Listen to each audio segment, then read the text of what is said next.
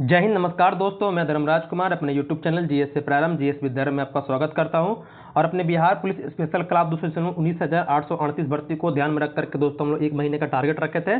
और 1 महीने में दोस्तों आपको बताए थे कि हम हर एक जीएस के सब्जेक्ट को दोस्तों क्या करेंगे, टॉपिक वाइज हर एक फैक्ट को देखेंगे और साफ दोस्तों उसका PYQ भी करेंगे दोस्तों। तो हम लोग का दोस्तों ये क्या है, 1 महीने का टारगेट लगभग पूरा होने वाला है। और हम लोग का दोस्तों आज अंतिम क्लास है आपका ये इकोनॉमिक्स का PYQ, मतलब कि जीएस के लिए दोस्तों आपका अंतिम क्लास है। बाकी दोस्तों हम कोशिश करेंगे कि 1-2 दिन के अंदर आपको जो इंपॉर्टेंट करंट अफेयर दोस्तों उसको भी हम इंपॉर्टेंट जो आपके एग्जाम के लिए महत्वपूर्ण है उसको हम करवा देंगे दोस्तों। करंट अफेयर में भी आपको सोचने की दिक्कत नहीं होगी, ताकि उससे जो भी आपके 5-6 क्वेश्चन आएंगे ताकि उससे दोस्तों लगभग उससे क्वेश्चन आपके बन जाएं दोस्तों।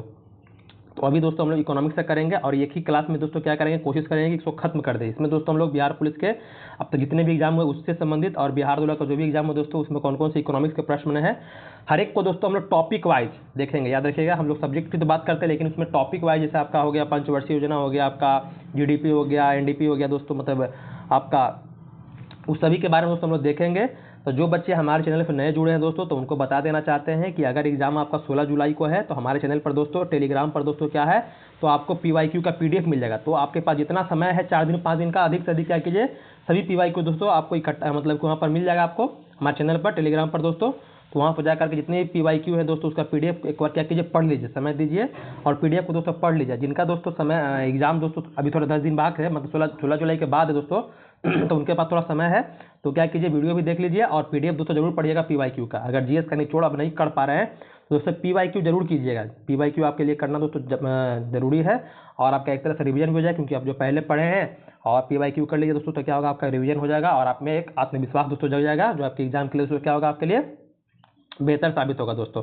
तो चलिए बिना समय गवाए हम शुरू करते हैं अपना आज का क्लास। तो इकोनॉमिक्स का दोस्तों हम लोग शुरू करेंगे अर्थव्यवस्था के प्रकार और क्षेत्र पर दोस्तों। तो हम लोग बात करते हैं, आज का हमारा पहला क्वेश्चन जो है वो सरकार के स्वामित्व का क्षेत्र कहलाता है। आपको पता है कि इकोनॉमिक्स होता है, अर्थव्यवस्था को हम लोग 3 भागों में बांटते हैं। कौन कौन? एक हो गया आपका समाजवादी, पूंजीवादी और एक होता है दोस्तों मिश्रित अर्थव्यवस्था। तो जो हमारे देश की अर्थव्यवस्था क्या है, मिश्रित है। क्या है? मिश्रित। यहाँ समाजवादी और आपका मतलब यहाँ सरकार और प्राइवेट दोनों चीज चलता है। तो सरकारी और जो प्राइवेट है जो दोनों चीज चलता है। तो यहाँ पर बोल रहा है कि सरकार का स्वामित्व मतलब इसमें क्या, सरकार का अधिकार हो, सरकार का जिस पर अधिकार हो तो क्या कहलाता है दोस्तों, तो सार्वजनिक क्षेत्र कहलाता है। ये ध्यान दीजिएगा। आगे हम लोग आते हैं श्वेत क्रांति। तो श्वेत क्रांति का संबंध आपको पता है किससे संबंधित है, तो ये दूध उत्पादन से, मतलब कि दूध ऑपरेशन फ्लड बोल दे या श्वेत क्रांति बोल दे। अगर बोले कि श्वेत क्रांति के जनक कौन है, मतलब शुरू किसने किया था, तो वर्गीज कुरियन ने दोस्तों शुरू किया था। कहाँ से, तो दोस्तों गुजरात से शुरू हुआ था। याद रखिएगा, अमूल डेयरी का जो नाम सुने दोस्तों उससे शुरू हुआ था। आगे हम लोग आते हैं कि एक ये भी याद रखिएगा, जो आपका राष्ट्रीय डेयरी अनुसंधान दोस्तों कहाँ है, आपका ये करनाल हरियाणा में दोस्तों है। तृतीयक क्षेत्र में कौन आते हैं, तो अर्थव्यवस्था के 3 क्षेत्र दोस्तों, प्राथमिक, द्वितीयक, तृतीयक। प्राथमिक क्षेत्र जिसको कृषि क्षेत्र के नाम से जानते हैं, द्वितीयक क्षेत्र जिसको हम लोग खनन के नाम से जानते हैं और तृतीयक जिसको हम लोग सेवा क्षेत्र के नाम से जानते हैं। सेवा मतलब जो आपको सेवा प्रदान करता है। तो यहाँ पर आपका तृतीयक क्षेत्र में सम्मिलित नहीं है। तो तृतीयक में क्या होगा, तो पशुपालन नहीं होगा। पशुपालन क्या होगा, ये प्राथमिक में दोस्तों। बाकी व्यापार, संदेश वाहन या यातायात जो क्या आपके तृतीयक क्षेत्र में आते हैं। आगे हम लोग देखिए यहाँ पर कुछ उदाहरण दिए हैं। प्राथमिक क्षेत्र में कौन आते हैं, द्वितीयक में कौन आते हैं, तृतीयक में कौन आते हैं। प्राथमिक सिंपल याद रखिएगा, जो जिससे संबंधित है वो डायरेक्ट संबंधित हो प्राकृतिक से, मतलब जो डायरेक्ट प्राकृतिक संबंधित दोस्तों क्या है वो प्राथमिक क्षेत्र। जैसे आपका कृषि हो गया, वानिकी, मछली पकड़ना, खनन दोस्तों क्या है आपका, ये प्राथमिक क्षेत्र कहलाता है। मतलब ये डायरेक्ट क्या है आपका, सीधे प्राकृतिक से संबंधित है। ये प्राकृतिक चीज को दोस्तों प्राप्त करके हम क्या कीजिए, उसको किसी रूप में ढाल दिए तो कहलाता है द्वितीयक क्षेत्र दोस्तों। जो आपको सेवा प्रदान कर रहा है, जो आपको सर्विस प्रोवाइड कर रहा है दोस्तों, क्या कहलाता है आपका तृतीयक क्षेत्र कहलाता है दोस्तों। आगे हम लोग आते हैं, अगला हमारा प्रश्न है पूंजीवाद में उत्पादित वस्तुओं पर किसका स्वामित्व होता है। तो बता दिए पूंजीवाद में क्या होगा, तो प्राइवेट होता है। उसमें क्या होता है, मतलब जो भी निजी व्यक्ति होते हैं उनका होता है। तो ये क्या होता है, व्यक्तिगत दोस्तों स्वामित्व, मतलब व्यक्तिगत अधिकार होता है पूंजीवादी अर्थव्यवस्था दोस्तों। आगे है कि कौन सा कथन हरित क्रांति के बारे में सही है। हरित क्रांति के बारे में दोस्तों जो क्या खाद्यान्न उत्पादन संबंधित है, जो आपके 1966-67 के दोस्तों दौरान आपका ये देखने के लिए मिलता है। और एम एस स्वामीनाथन के बारे में नाम सुने होंगे, जो भारत में हरित क्रांति की शुरुआत किए थे। विश्व स्तर पर बोल देगा आपको, तो नॉर्मन बोरलॉग है। ये हरित क्रांति शब्द बोला किसने दिया, तो इनका भी नाम लेकर विलियम गॉड ने दोस्तों ये शब्द को क्या किया था, मतलब बनाया था दोस्तों, दिया था। तो इसका प्रारंभ 1966 में खरीफ ऋतु में हुआ। बिल्कुल सही है दोस्तों आपका। इसमें हमको असत्य खोजना था। असत्य क्या दोस्तों, यह केवल चावल के उत्पादन में दोस्तों सफल हुई थी। ये जरूरी नहीं है चावल के, ये चावल और गेहूं दोस्तों, चावल और गेहूं में क्या था दोस्तों, अधिक वृद्धि देखने के लिए आपको मिलता है। ये ध्यान दीजिएगा, हरित क्रांति जो हुआ था आपका। बाकी जो बताएं आपको ये बोरलॉग अंतर्राष्ट्रीय स्तर पर हो गए। भारत में दोस्तों हरित क्रांति देने को एम एस स्वामीनाथन। हरित क्रांति के जनक कौन है? तो हरित क्रांति के जनक बोलेगा दोस्तों, इस तरह से भारत में नहीं बोला है, तो हरित क्रांति के जनक बोल देगा तो आप जाइएगा नॉर्मन बोरलॉग के पास, एम एस स्वामीनाथन जी के पास नहीं जाइएगा। अगर भारत में बोलेगा तब जाइएगा दोस्तों एम एस स्वामीनाथन के पास। आगे हम लोग आते हैं पिछले कुछ वर्षों में अर्थव्यवस्था के लिए किस क्षेत्र ने बिहार में सबसे तेजी से विकास दर्ज किया है? किस अर्थव्यवस्था? तो जो सेवा में, भारत की बात कर ले या अपना बिहार की बात कर ले, तो सबसे ज़्यादा जो मतलब कि अर्थव्यवस्था में जो सबसे ज़्यादा दोस्तों विकास हुआ है तो दोस्तों सेवा क्षेत्र में हुआ। प्राथमिक क्षेत्र द्वितीय क्षेत्र से अपेक्षा दोस्तों किस में देखने के लिए मिला है? तो सेवा क्षेत्र में जो आपको सर्विस प्रोवाइड कर रहा है दोस्तों। आगे हम लोग आते हैं, अगला हमारा प्रश्न क्या है? तो अगला है कि डॉक्टर वर्गीस कुरियन का नाम किससे संबंधित दोस्तों? तो बता दिए थे, श्वेत क्रांति इसको ऑपरेशन फ्लड कहते हैं, जो आपके गुजरात से शुरू हुआ था, अमूल जो डेयरी नाम सुने उससे दोस्तों। इनको मिल्क मैन ऑफ इंडिया भी कहते हैं। दुग्ध दिवस के बारे में बोलेगा तो 26 नवंबर को दोस्तों हम लोग क्या करते हैं? राष्ट्रीय दुग्ध दिवस के रूप में मनाते हैं। इनके जन्म दिवस के रूप में 26 नवंबर को हम लोग संविधान दिवस के रूप में ही मनाते हैं, तो याद रखना आपके लिए आसानी होगा। बाकी नीली क्रांति, हरित क्रांति और काली क्रांति ये सभी याद रखिए संबंधित किससे है।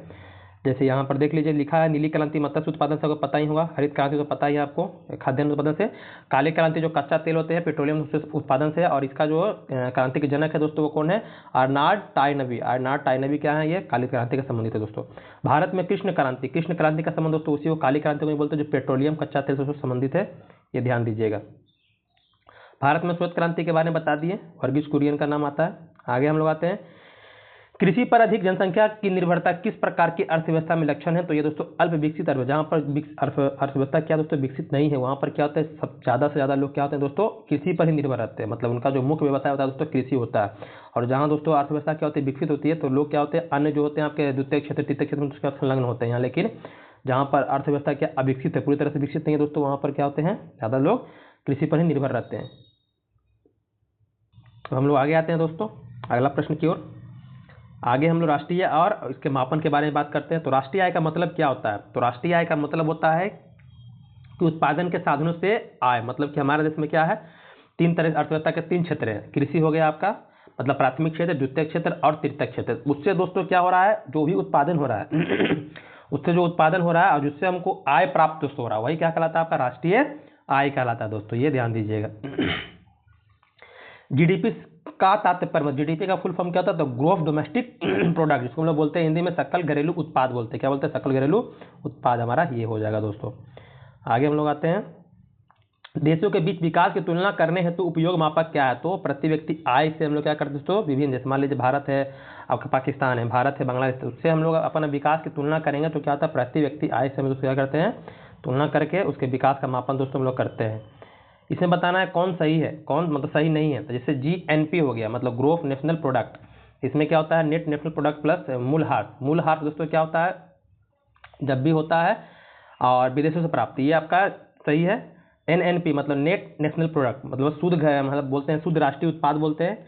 NDP मतलब हो गया नेट नेशनल आपका डोमेस्टिक प्रोडक्ट दोस्तों हो गया।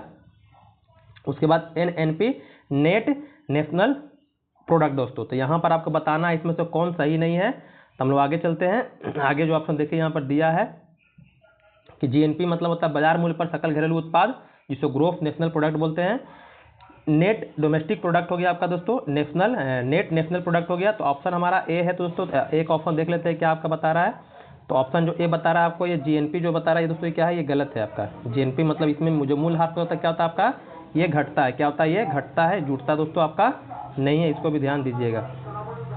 आगे कृषि का भारतीय GDP में लगभग कितना प्रतिशत, मतलब कि हमारे जो सकल घरेलू उत्पाद दोस्तों उसमें भारत जो कृषि क्षेत्र, जो प्राथमिक क्षेत्र है या कृषि क्षेत्र दोस्तों, उससे लगभग कितना प्रतिशत योगदान देता है दोस्तों, लगभग 25%। सबसे ज़्यादा किसका है दोस्तों, तो आपका सेवा क्षेत्र का, जो तृतीय क्षेत्र है दोस्तों, उसका सबसे ज़्यादा योगदान हमारे भारत में GDP में दोस्तों है। भारत में राष्ट्रीय आय का आकलन किया जाता है। तो दोस्तों हमारे भारत में जो राष्ट्रीय आकलन किया जाता है, उत्पाद और आय वृद्धि दोनों, मतलब कितना हम उत्पादन कर रहे हैं उससे कितना हमको आय आ रहा है, उस पर दोस्तों हम लोग अपने भारत में राष्ट्रीय आय का आकलन करते हैं। सबसे पहले दादा भाई नौरोजी ने 1848 में राष्ट्रीय गणना की थी, उनके पुस्तक poverty un British rule India में। उसमें प्रति व्यक्ति आय 20 रुपये दोस्तों उन्होंने बताया था, ये भी ध्यान दीजिएगा। भारत में पहली बार किस वार्षिक आय को अनुमानित किया था, मतलब किसने किया था, तो दादा भाई नौरोजी, वही बता दिया, वही 20 रुपये। भारत में राष्ट्रीय आय का लेखा किसके द्वारा प्रकाशित किया था, तो भारत, ये जो केंद्रीय सांख्यिकी संगठन दोस्तों, ये क्या करता है आपका CSO जिसको बोलते हैं, ये क्या करता है दोस्तों, राष्ट्रीय आय की गणना दोस्तों करता है। ये भी ध्यान देने वाली आपके लिए बात है। अब आते हैं हम लोग आगे। अगला प्रश्न हमारा है कि सकल घरेलू उत्पाद को किसके सभी मूल्य के रूप में परिभाषित किया जाता है। तो सकल घरेलू उत्पाद का मतलब होता है कि जो हमारे देश की अर्थव्यवस्था होती है या किसी भी देश की अर्थव्यवस्था होती है, वहाँ पर एक वर्ष में जो भी हम लोग अंतिम वस्तुएं और क्या है सेवाएं हैं जो भी उत्पादित कर रहे हैं, मतलब एक वर्ष मान लीजिए हमारा भारत है, अब इसे भारत के अंदर की बात कर रहे हैं, भारत के अंदर की बात कर रहे हैं। तो भारत में एक वर्ष के अंदर जो वित्तीय वर्ष होता है उसके अंदर दोस्तों हम कितनी वस्तुओं एवं सेवाओं मतलब कि प्राथमिक क्षेत्र, द्वितीय क्षेत्र, तृतीय क्षेत्र, कितने हम चीज़ों को प्राप्त कर रहे हैं दोस्तों, वही क्या कहलाता है आपका जो अंतिम मूल्य होता है, वही कहलाता है आपका सकल घरेलू उत्पाद कहलाता है। तो ऑप्शन क्या हो जाएगा, ऑप्शन आपका एक हो जाएगा।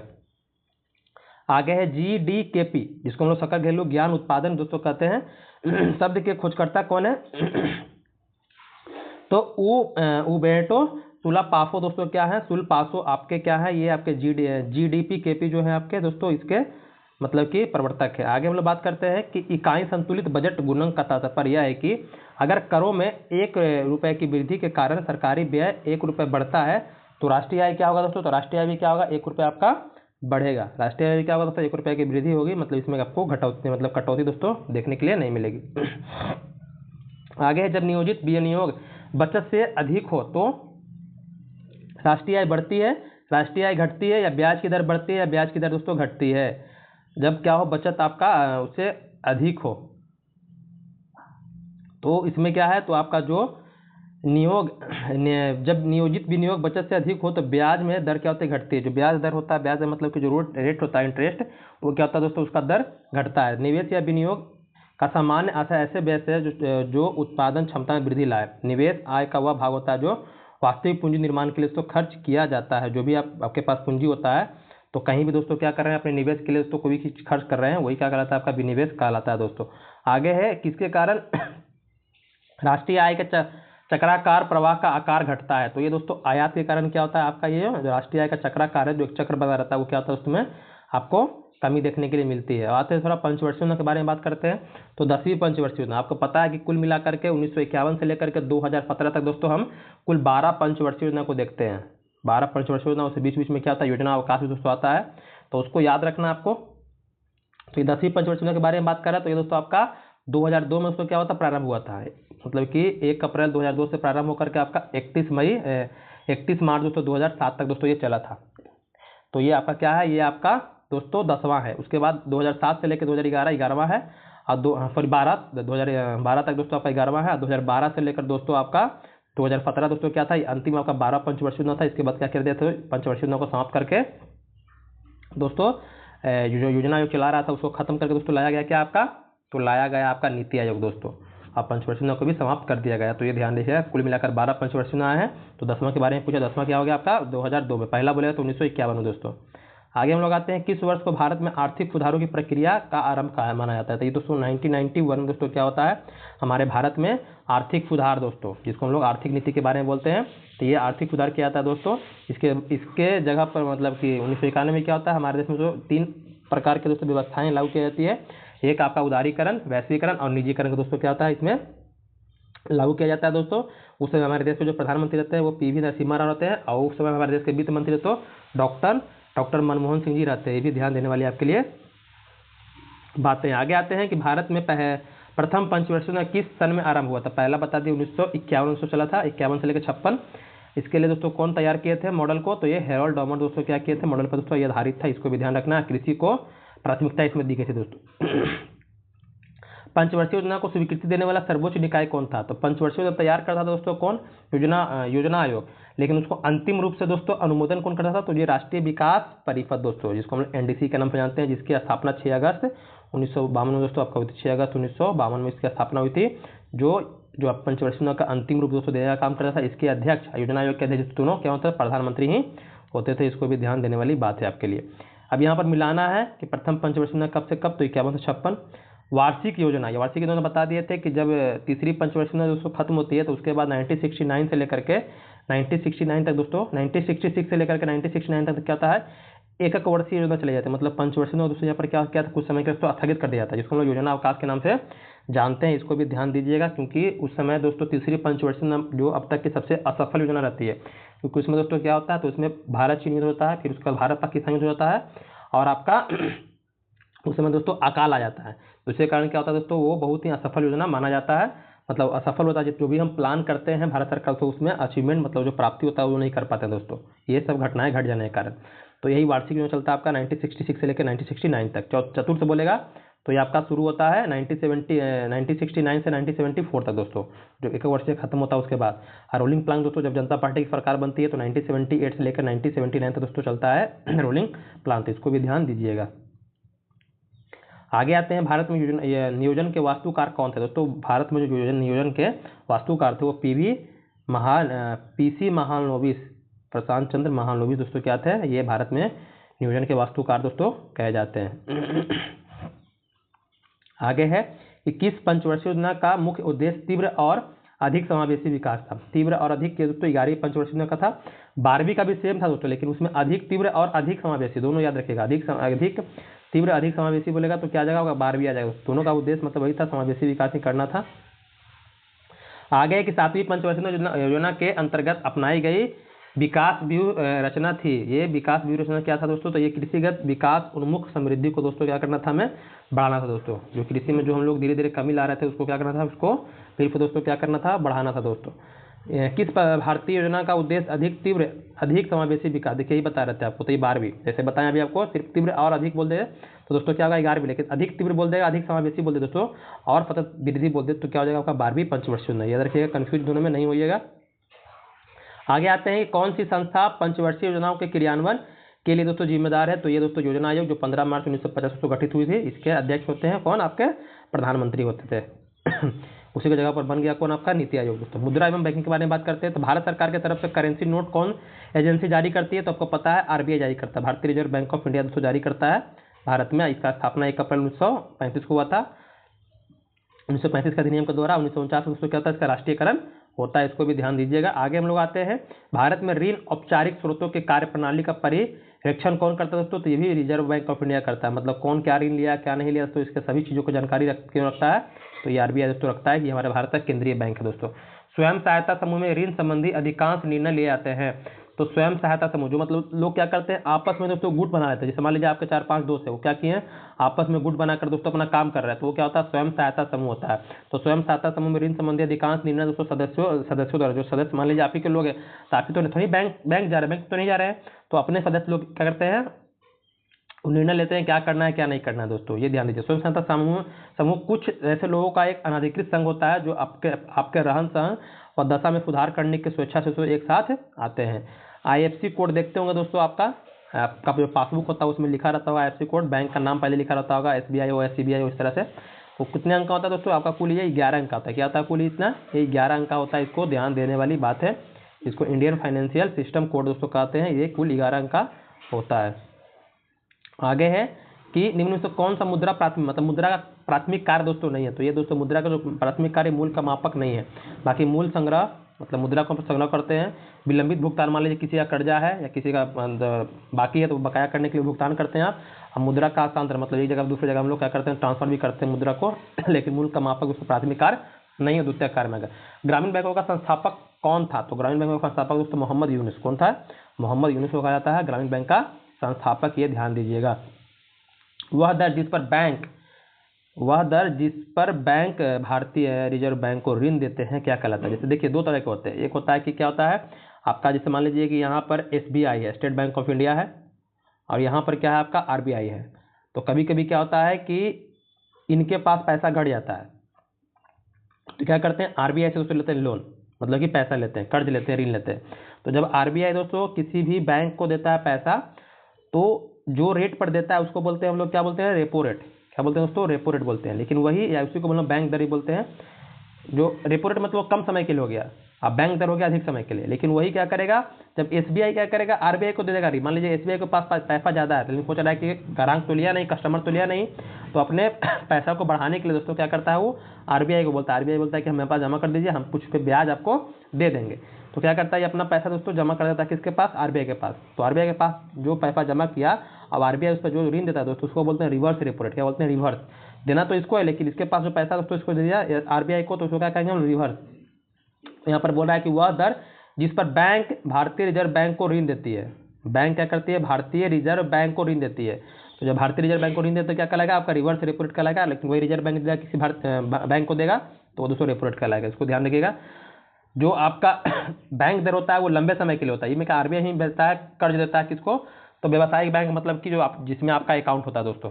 आप आरबीआई में अकाउंट नहीं खुलवा सकते हैं क्योंकि बैंकों का दोस्तों बैंक होता है, वो सिर्फ उसमें बैंक एक अपना अकाउंट खुलवा सकते हैं, आप नहीं खुलवा सकते हैं, ये ध्यान दीजिएगा।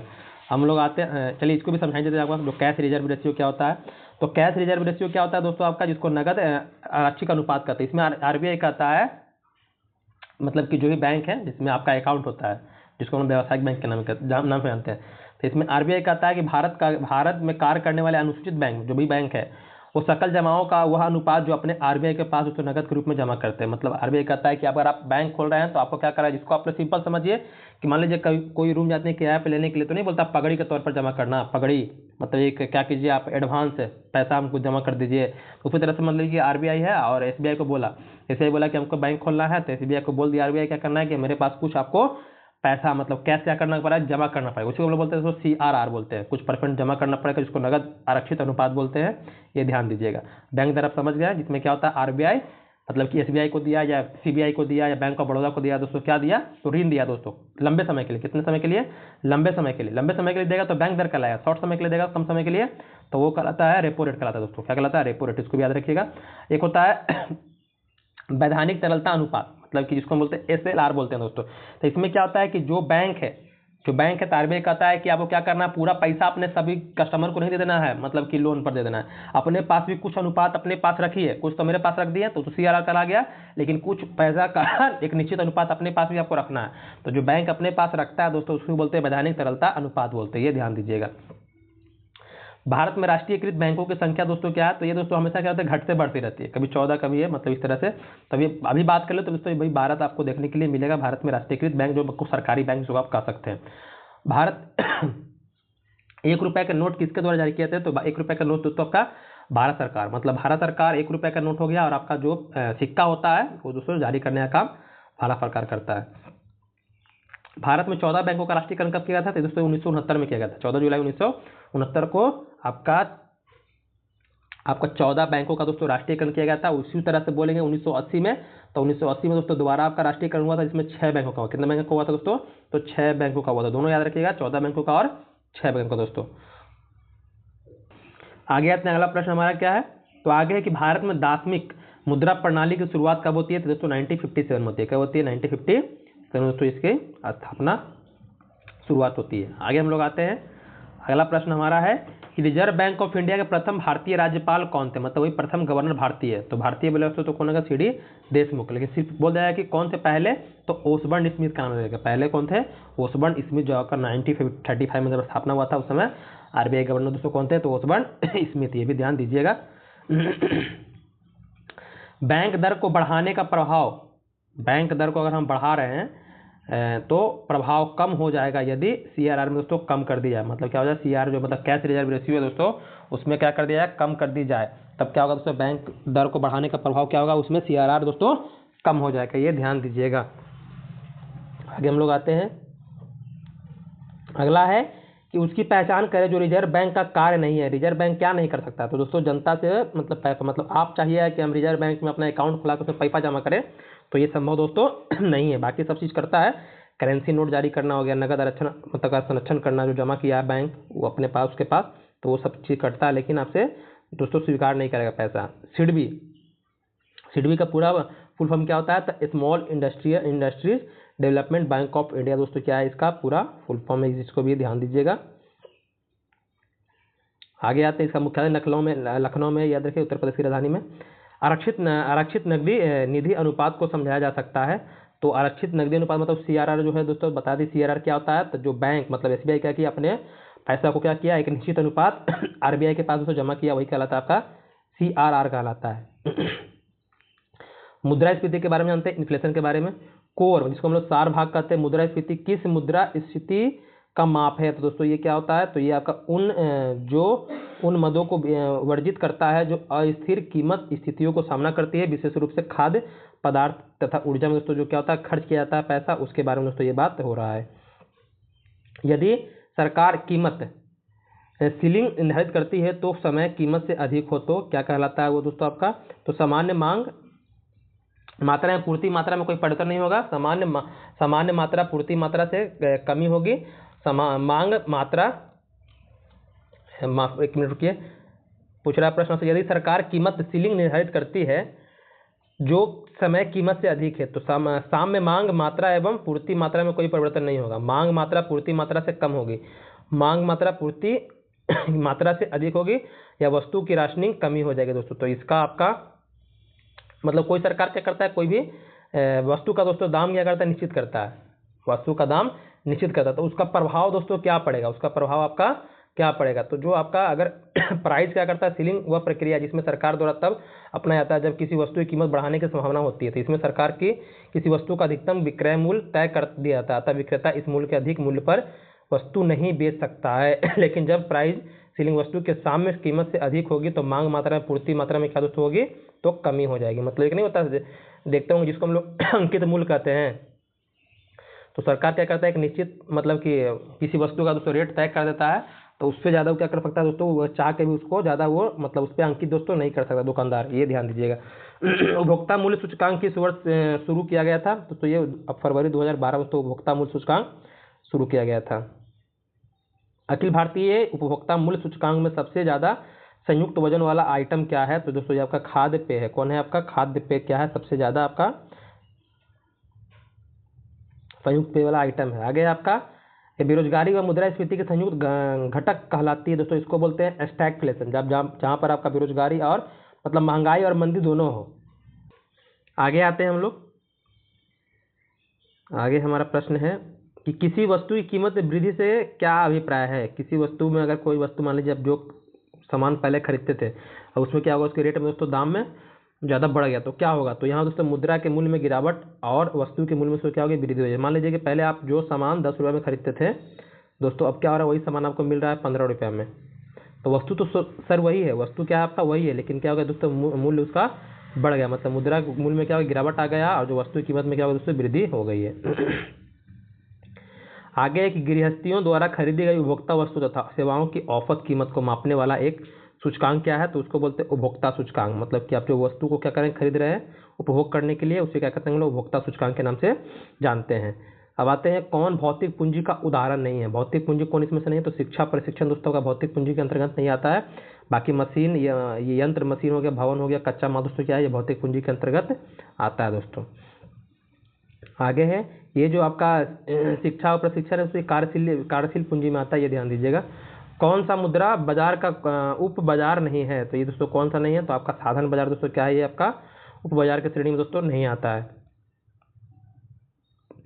आगे हमारा प्रश्न अगला है कि ऐसा बाजार जिसमें लेन देन भविष्य में किसी खास समय पर संपन्न होगा को क्या कहते हैं हम लोग? तो उसको बोलते हैं वायदा बाजार। क्या कहते हैं? जो किसी एक निश्चित समय के लिए दोस्तों क्या होता है, बाजार में कार्य होता है, तो उसको कहते हैं वायदा बाजार। भारत में बजट निर्माण का कार्य किया जाता है, कौन करता है? तो वित्त मंत्रालय तो ये बजट निर्माण होता है। भारत के केंद्रीय बजट का अलग होता है और आपका राज्य बजट का दोस्तों अलग होता है, लेकिन दोनों काम वित्त मंत्रालय ही करता है, राज्य वित्त मंत्रालय और केंद्रीय वित्त मंत्रालय दोस्तों। राजकोषीय घाटे को कैसे प्रभावित किया जाता है? राजकोषीय घाटा क्या होता है दोस्तों? तो कुल व्यय। मान लीजिए कि आप घाटा कब कहिएगा कि जब क्या होता है, जब आपका कुल व्यय और माइनस किया जाए कुल प्राप्ति। मान लीजिए कि आपके पास दोस्तों एक वर्ष में आप 1000 रुपये कमाए, मान लीजिए कि 1000 रुपये एक वर्ष में कमाए, और क्या हो गया दोस्तों, आप उसमें से आप 1500 रुपये खर्च कर दिए। 1000 रुपये कमाए, 1500 रुपये खर्च किए, तो यहाँ पर क्या हो गया, घाटा हो गया। तो उसी को बोलेंगे आप क्या बोलेंगे, राजकोषीय घाटा। तो राजकोषीय घाटा क्या होता है? तो कुल व्यय हम जितना किए हैं, घाटा तभी होगा ज़्यादा व्यय होगा और कम आय होगा, तो कुल प्राप्ति से हम मैनेज करते हैं, तो हमको राजकोषीय घाटा निकलता है। विद्यालय की इमारत के रख रखाव पर किया जाने वाला खर्च क्या कहलाता है दोस्तों? तो ये दोस्तों अगर विद्यालय पर आप क्या कर रहे हैं, खर्च कर रहे हैं, तो वो दोस्तों आपका जो विद्यालय पूंजीगत और विकास मतलब पूंजीगत व्यय और विकास व्यय दोस्तों दोनों के अंतर्गत आता है, आपको ये ध्यान दीजिएगा। 14वें वित्त आयोग के द्वारा, जो 14वां वित्त आयोग गठित हुआ था, अभी तो 16वां चल रहा है आपका, तो राजकोषीय घाटे की सीमा सकल राज्य घरेलू उत्पाद के प्रतिशत के रूप में कितनी निर्धारित की गई थी? तो ये तो 3 निर्धारित की, मतलब 3% या 3 बोल सकते हैं, 3% निर्धारित की गई थी। यदि अर्थव्यवस्था में एक बिंदु पर साम्यावस्था है, जहां निवेश और बचत की योजनाएं बराबर है, तब सरकार का व्यय होगा। तो दोस्तों ये सरकार की आय क्या होगी, बराबर होगी। जब इस तरह का कंडीशन बन जाता है तो सरकार की जो आय होती है दोस्तों क्या होती है, इक्वल हो जाती है। आकस्मिक निधि को राष्ट्र कैसे व्यय कर सकता है? तो आकस्मिक निधि को दोस्तों संसद से स्वीकृति मिलने के पूर्व ही क्या कर सकता है? व्यय कर सकता है। दो तरह की निधि होती है, एक होती है संचित निधि, एक होती है आकस्मिक निधि। आकस्मिक जो संकट के समय में क्या होता है, इसमें इस्तेमाल किया जाता है, लेकिन संसद के स्वीकृति के पहले दोस्तों। आगे हमारा प्रश्न है, आयात और निर्यात पर लगने वाला कर को क्या कहते हैं? तो उसको सीमा शुल्क कहते हैं। क्या कहते हैं? सीमा शुल्क दोस्तों हम लोग कहते हैं। ये ध्यान दीजिएगा, जो वस्तु आ रही है जिसको जो हम निर्यात कर रहे हैं। भारत सरकार सबसे ज्यादा राजस्व एकत्रित करती है तो वो दोस्तों आयकर से, इनकम टैक्स से सबसे ज्यादा क्या करती है दोस्तों? इनको राजस्व प्राप्ति होता है दोस्तों। आगे है, कौन सा प्रत्यक्ष कर का उदाहरण नहीं है? दो तरह के कर होते हैं। अगर डायरेक्ट दोस्तों हम आपसे ले रहे हैं तो क्या हो गया? प्रत्यक्ष कर हो गया। लेकिन आपसे ना लेकर के इनडायरेक्टली आपसे ले रहे हैं दोस्तों, क्या कहलाता है? अप्रत्यक्ष कर कहलाता है। मतलब मान लीजिए कोई वस्तु आप खरीद रहे हैं तो उस पर आप टैक्स दे रहे हैं तो क्या कहलाता है? वो अप्रत्यक्ष कहला रहा है। जैसे इनकम टैक्स आपको देना पड़ रहा है तो क्या कहलाएगा? आपका प्रत्यक्ष कर कहलाएगा, डायरेक्ट टैक्स कहलाएगा। तो यहाँ पर क्या होगा? नहीं है तो दोस्तों यहाँ पर वस्तुओं और सेवाओं पर कर, ये क्या होता है दोस्तों? आपका अप्रत्यक्ष कर कहलाता है। बाकी संपत्ति आप खरीद रहे हैं तो वो भी आपको टैक्स देना पड़ रहा है। व्यवसाय आप कर रहे हैं तो वहाँ पर टैक्स देना पड़ रहा है, मतलब उसका डायरेक्ट प्रभाव आप पर पड़ रहा है। आयकर में डायरेक्ट प्रभाव आप पर पड़ रहा है तो क्या कहलाता है दोस्तों? आपका प्रत्यक्ष कहलाता है। लेकिन वस्तु आप खरीद रहे हैं दोस्तों, दुकानदार से खरीद रहे हैं तो दुकानदार को आप टैक्स दे रहे हैं, दुकानदार क्या कर रहा है? सरकार को टैक्स दोस्तों दे रहा है। ये ध्यान दीजिएगा। कौन सा प्रत्यक्ष कर नहीं है? तो जीएसटी आपका प्रत्यक्ष कर नहीं, दोस्तों क्या है? अप्रत्यक्ष कर। याद रखिए क्या है? आपका अप्रत्यक्ष कर है जीएसटी। आगे हम लोग आते हैं, स्थानीय निकाय अपने के लिए अपने के लिए राजस्व इकट्ठा करती है तो वो कहाँ से करती है? तो गृह कर दोस्तों क्या करती है? आपका अपना राजस्व एकत्रित करती है। हम थोड़ा देखते हैं, जनगणना के बारे में देख लेते हैं। 2011 की जनगणना के आधार पर भारत का सर्वाधिक जनसंख्या वाला द्वितीय शहर कौन है? तो ये दोस्तों दिल्ली। दिल्ली में ज़्यादा क्या है आपका जनसंख्या देखने के लिए आपको मिलेगा। ये द्वितीय स्थान पर आता है। प्रथम स्थान पर क्या होना है? कोलकाता दोस्तों आता है।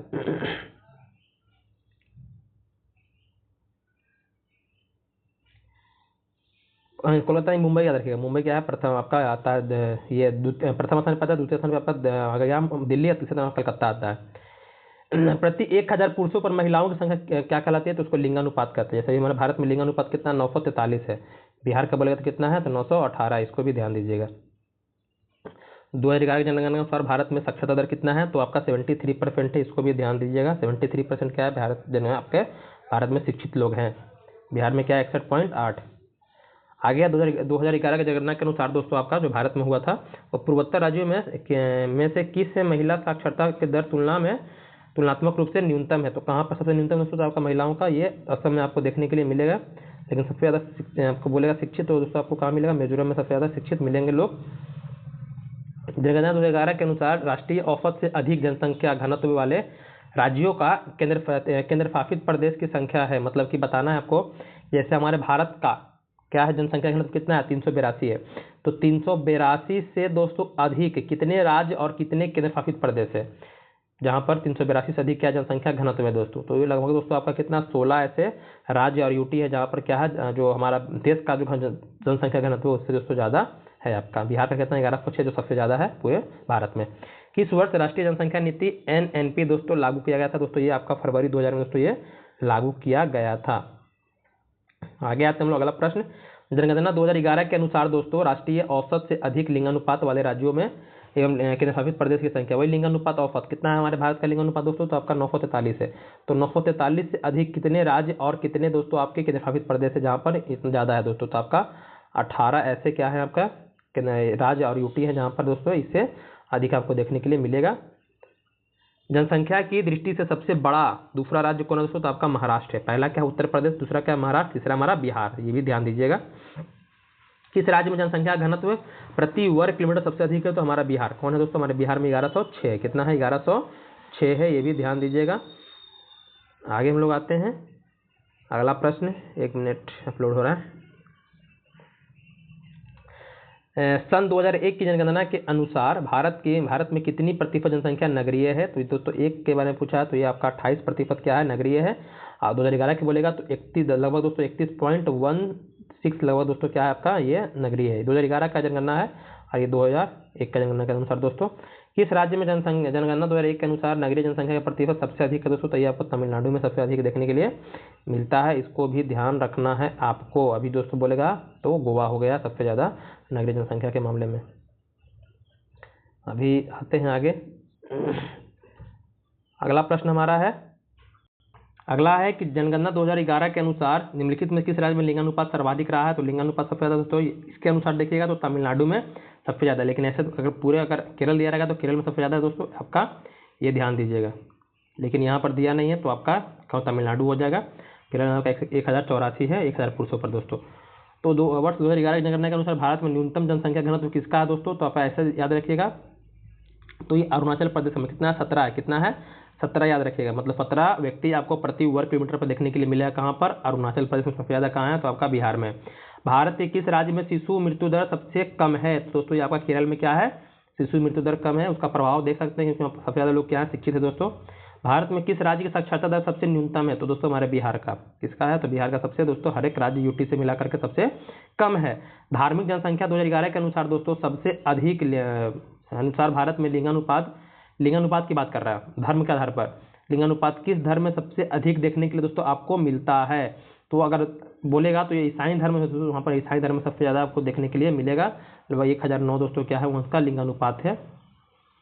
2011 की जनगणना के अनुसार सर्वाधिक जनसंख्या किस राज्य में है, तो यूपी में दोस्तों। दूसरा नंबर महाराष्ट्र, तीसरा नंबर बिहार दोस्तों।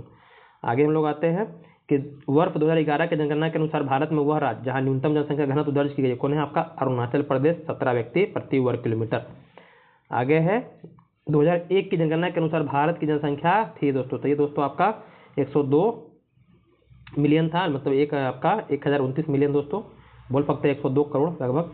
अभी क्या, अभी 2011 के जनगणना के अनुसार दोस्तों 135 हो गया, 121 करोड़ था। अभी देखिएगा तो लगभग 135 से 40 करोड़ दोस्तों हो गया। इसका रिपोर्ट नया आएगा तो उसके बाद आपको पता चल जाएगा। 2011 के दशक में भारत के निम्नलिखित राज्यों में किसमें सर्वाधिक जनसंख्या दोस्तों वृद्धि हुई है दोस्तों, तो ये आपको मेघालय में सबसे ज़्यादा क्या जनसंख्या वृद्धि दोस्तों देखने के लिए मिला है इन 10 वर्षों में। ये ध्यान दीजिएगा, याद रखिएगा। आगे है भारत की जनगणना 2011 के अंतिम जनसंख्या योग के अनुसार निम्न में से भारत के किस राज्य यूटी में दोस्तों लिंगानुपात सबसे कम है, तो ये आपका दोस्तों दमन एवं दीव में क्या है सबसे दोस्तों कम है, वहाँ पर 618 ही है 1000 पुरुषों पर दोस्तों। भारत की जनसंख्या 2011 के अंतिम जनसंख्या योग के अनुसार निम्नलिखित में से किस राज्य में महिला साक्षरता दर सबसे कम है, तो हमारे बिहार में पुरुष और महिला दोनों साक्षरता दर क्या दोस्तों कम है, याद रखिएगा। वर्ष 2011 के जनगणना के अनुसार भारत का दूसरा सर्वाधिक जनसंख्या वाला शहर कौन है, तो दोस्तों ये दिल्ली है। पहला आपका मुंबई, दूसरा दिल्ली, तीसरा कोलकाता। जनगणना 2001 के अनुसार निम्न किस राज्य में महिला साक्षरता प्रतिशत सबसे ज्यादा दोस्तों, जैसा अभी 2011 में और दोस्तों आपका 2001 में भी था, केरल में दोस्तों सबसे ज्यादा महिला पुरुष साक्षरता है। सो दोस्तों आगे है कि निम्नलिखित राज्यों में से किसकी सबसे कम जनसंख्या दोस्तों, तो यहाँ पर सिक्किम में सबसे कम जनसंख्या के आधार पर सबसे छोटा राज्य दोस्तों आपका सिक्किम है। जनसंख्या 2001 के अनुसार किस व्यवसायिक वर्ग में भारत की कार्यशील जनसंख्या की संलग्नता द्वितीय सर्वाधिक रही है, तो दोस्तों ये आपका तृतीय क्षेत्र में दोस्तों सबसे ज्यादा रहा है, ये ध्यान दीजिएगा। अब बात करते हैं गरीबी बेरोजगारी के बारे में। पंजाब ने परंपरागत रूप से जिसके द्वारा गरीबी को कम करने में सफलता प्राप्त की हुआ क्या है, तो दोस्तों आपका उच्च कृषिगत समृद्धि पर दोस्तों क्या किया है दोस्तों, इन्होंने ये काम करके दोस्तों उन्होंने अपनी गरीबी को दोस्तों कम करने का प्रयास किया। भारत के ग्रामीण क्षेत्रों में किस प्रकार की दोस्तों बेरोजगारी पाई जाती है, दोस्तों हमारा क्या होता है, छिपी हुई बेरोजगारी दोस्तों पाई जाती है, इसको ना प्रच्छन्न बेरोजगारी। यहाँ पर मौसमी बेरोजगारी भी हो सकता है, तो यहाँ पर दोनों आप टिक कर सकते हैं, प्रच्छन्न और आपका छिपी बेरोजगारी दोनों होगा। अल्प बेरोजगारी तब होती है जब लोग क्या करते हैं दोस्तों, अपनी क्षमता से कम काम करते हैं, क्या कहलाता है, अल्प बेरोजगारी। मान लीजिए वो क्षमता दोस्तों ज़्यादा है लेकिन आप काम कर रहे हैं कम, तो क्या है वो बेरोजगारी की श्रेणी में आता है। किस क्षेत्र में मौसमी बेरोजगारी देखने की समस्या मिलेगा दोस्तों, कृषि क्षेत्र में ये मौसमी बेरोजगारी होता है दोस्तों। सामाजिक विकास की प्रक्रिया प्राथमिक रूप से निम्नलिखित में से किस एक उद्देश्य की ओर निर्देशित करती है दोस्तों, तो ये गरीबी और भुखमरी के दोस्तों निवारण के लिए ये काम किया जाता है। अगला प्रश्न है हमारा कि परंपरावादी समष्टि प्रणाली में मुद्रा की मात्रा में वृद्धि के परिणाम स्वरूप क्या परिवर्तन होगा, तो दोस्तों ये आपका क्या परिवर्तन होगा, तो आपका पहला और चौथा तो देख रहे हैं मूल्य में वृद्धि और आपका रोजगार एवं उत्पादन में वृद्धि देखने के लिए आपको मिलेगा। भारत में निर्यात को प्रोत्साहित करने हेतु 31 मार्च 2000 घोषित योजना थी, कौन सी योजना थी, तो विशेष आर्थिक क्षेत्र दोस्तों योजना ये क्या गया था, बनाया गया था, जिसको स्पेसिफिक इकोनॉमिक जोन दोस्तों कहा जाता है। यदि भारत में विदेशी मुद्रा की मांग बढ़ जाती है तो भारतीय मुद्रा रुपए का क्या होगा दोस्तों, इसका अवमूल्यन होगा, मतलब इसमें क्या होगा दोस्तों, इसमें गिरावट आ जाएगा, ये ध्यान दीजिएगा। परिवर्तनशील विनिमय दर की स्थिति में भारतीय रुपए को मूल्य में गिरावट को क्या कहते हैं? तो उसको बोलते हैं रुपए का अवमूल्यन। अगर मान लीजिए कि आप अपने मान लीजिए आप जैसे मान लीजिए कि आपका $1 है, तो $1 का मूल्य मान लीजिए अब यहाँ पर भारत में कर देते हैं 80 रुपया, 90 रुपये, मतलब क्या कर रहे हैं? अपने भारतीय मुद्रा का दोस्तों क्या कर रहे हैं? अवमूल्यन कर रहे हैं, मतलब उसमें गिरावट कर रहे हैं। इसको भी ध्यान दीजिएगा, ये भी प्रश्न हमेशा बनता है। किस भुगतान संतुलन में पूंजी प्रवाह जाना जाता है दोस्तों? तो इसे हम लोग भारतीय वित्तीय परिसंपत्तियों को किसी विदेशी क्रेता को बेचना दोस्तों क्या कहलाता है? आपका पूंजी प्रवाह खाता कहलाता है।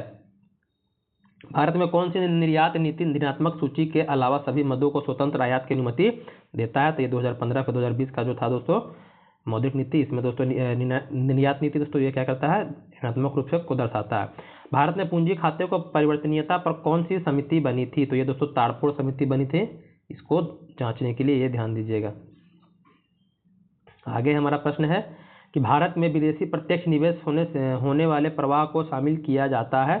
तो दोस्तों ये पूंजी खाते की जमा मदों को दोस्तों देखने के लिए, जांचने के लिए तो ये किया जाता है। किसी देश के भुगतान संतुलन में शामिल है, तो क्या शामिल है दोस्तों? तो यहाँ पर आपका ऑप्शन डी, ए और बी दोनों, मतलब वस्तु और सेवाओं का व्यापार और आपका पूंजीगत प्राप्ति और कितना उसे भुगतान किए हैं, वो दोनों से शामिल होता है।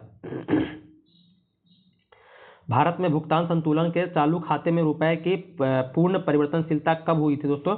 तो ये आपका 19 अगस्त 1994 को दोस्तों ये आपका हुआ था। आगे हम लोग आते हैं अगला प्रश्न की ओर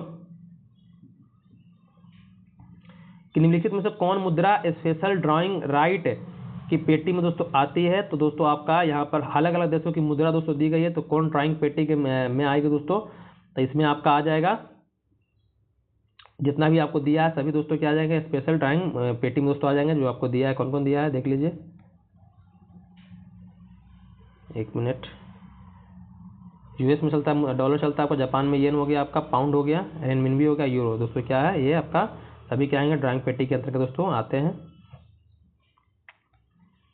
ग्लोबल हंगर इंडेक्स तो कौन जारी करता है? तो दोस्तों ये जारी करने का काम करता है international food policy research institute. दोस्तों क्या करता है? जारी करने का काम करता है। आगे है कि बहुआयामी गरीबी सूचकांक के संबंध में गलत है। कौन गलत है दोस्तों? तो आपका ये प्रत्येक प्राचल को समान भार दिया जाता है। दोस्तों ये गलत है, सबको अलग अलग रूप से देखा जाता है, सभी को समान भार दोस्तों दिया नहीं जाता है, इसको भी ध्यान दीजिएगा।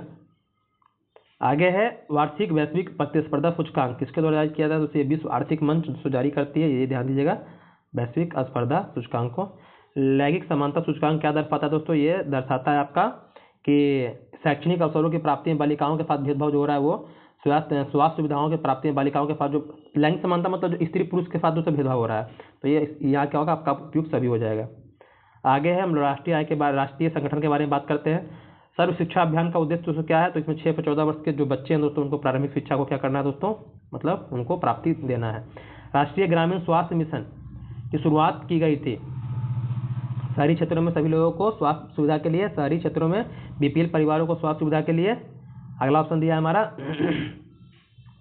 ग्रामीण क्षेत्रों में, तो ग्रामीण क्षेत्र के लिए दोस्तों ये ग्रामीण क्षेत्रों में वाहिनी है विश्वसनीय एवं गुणवत्तापूर्ण। एक मिनट, यही है, एक मिनट ऊपर नहीं है, हाँ यही है। तो आपका आंसर क्या होगा? ग्रामीण क्षेत्रों में वाहिनी एवं विश्वसनीय तथा गुणवत्तापूर्ण स्वास्थ्य सेवाएं उपलब्ध कराने को तो ये शुरू किया गया था। आगे है युवा, जो प्रधानमंत्री कौशल विकास योजना के अंतर्गत एक कौशल विकास का कार्यक्रम दोस्तों, ये किसने प्रारंभ किया था? तो ये दिल्ली पुलिस ने दोस्तों क्या किया था? युवा प्रोग्राम को दोस्तों जारी किया था।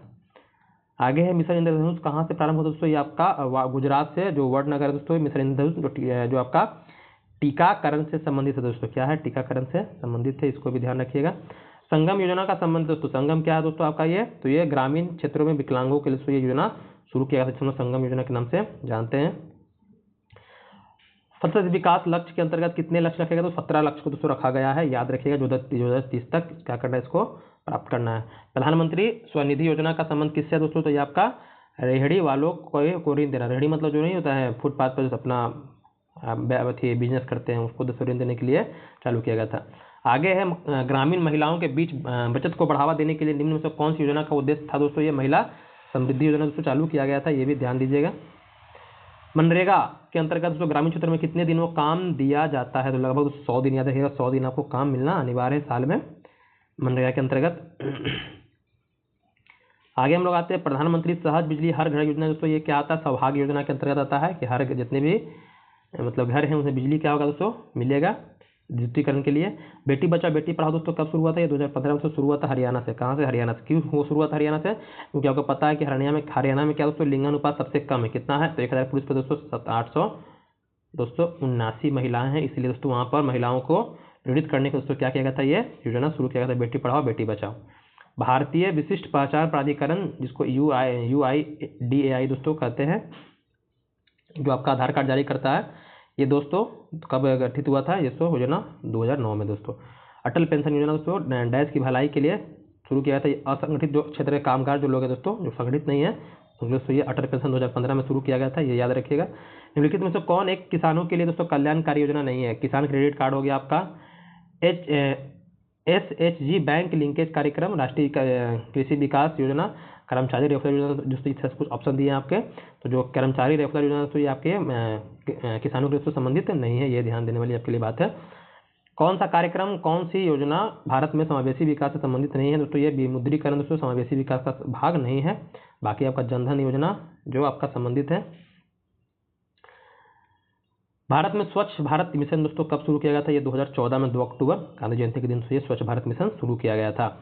भारत की अल्पसंख्यक महिलाओं में नेतृत्व विकास के लिए शुरू की गई योजना का नाम क्या दोस्तों? तो ये नई रोशनी दोस्तों क्या है? अल्पसंख्यक जो महिलाएं उनको उनमें सुधार करने के दोस्तों ये लाया गया था। अब थोड़ा औद्योगिक उपक्रम के बारे में देखते हैं हम लोग। एक कंपनी जो एक से अधिक देशों में उत्पादन और स्वामित्व रखती है या नियंत्रण रखती है, यह कहलाती है दोस्तों, क्या कहलाती है? जो एक से अधिक, तो वो बहुराष्ट्रीय कंपनी के श्रेणी में दोस्तों आता है। क्या कहलाता है? जो एक से अधिक देशों में काम कर रहा है वो क्या है? बहुराष्ट्रीय कंपनी के रूप में जाता है। इनमें से कौन महारत्न है? महारत्न कंपनी दोस्तों कौन नहीं है पूछ रहा आपसे? तो ये BSNL तो महारत्न नहीं, बाकी भेल गेल सेल जो आपका है ये सब क्या है? महारत्न दोस्तों कंपनियां हैं। आगे है आपका कि स्वतंत्रता के बाद भारत ने प्रथम औद्योगिक नीति कब बना था दोस्तों? ये आपका बना था 1948 में। कब बना था? 1948 में पहला, फिर 1956 में दूसरा आपका बना था, ये याद रखिएगा। आगे हम लोग आते हैं, अब थोड़ा विविध के देख लेते हैं। कौन साख का औपचारिक स्रोत है दोस्तों? तो ये आपका सहकारी समिति दोस्तों क्या है? ये साख का एक औपचारिक स्रोत है।